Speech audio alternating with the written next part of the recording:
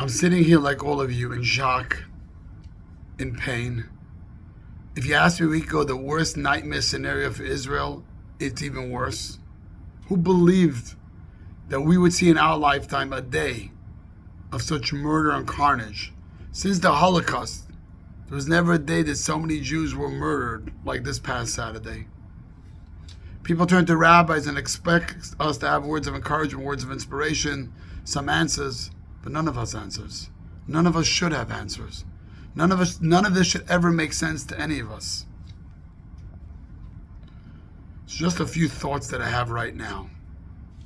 Number one, it's important that the whole world, although this was an attack against Jewish people, but this attack against humanity, needs to stay with one voice, that we will not rest for one moment until every one of the 130, 150 hostages, grandmothers, mothers, little children, 2-year-old children, 5-year-old children, soldiers are returned safely to their family.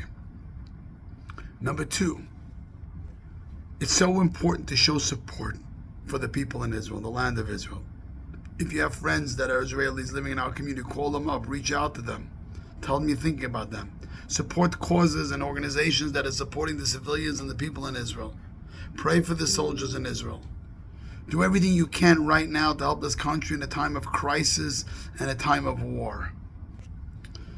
The third thing is, one of the things that's so important for us is to strengthen unity that we have together. When we're together, nobody can break us.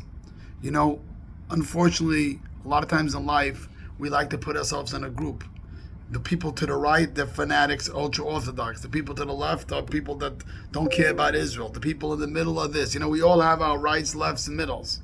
You know, when those terrorist Hamas beast animals broke through the gates of the Gaza border, they didn't say, I'm looking for one type of Jew. They said, any Jew to me is important, to do everything I can to destroy their life. We have to find every Jew that we know and give them a hug and say, it makes no difference what you stand for, what you believe in. We're all family. We're all one. Let's strengthen that love and that care for each other.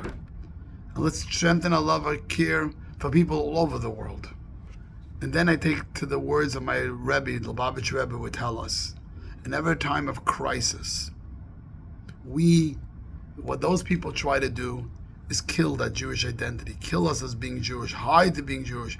We have to work now even harder to have a stronger Jewish identity through charity, through prayer, through studying Torah. We tell the world, like we've told in the last 3,000 years, when they try to destroy us, you're going to try to destroy us as being a Jewish person?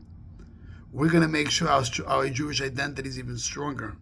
And like we said in the prayers on Rosh Hashanah Yom Kippur, through prayer, through charity, through Torah study, that brings us tremendous blessings. Let's now say, whatever you tried when you broke through the fence you try to accomplish, not only you're not accomplishing that, but Jews all over the world are going to walk around even more proud being Jewish, stronger Jewish identity, not run and hide under the rock. We're going to fight back, and the people in Israel with the guns and the tanks and the planes that they need to eradicate that evil completely, to be gone from the world.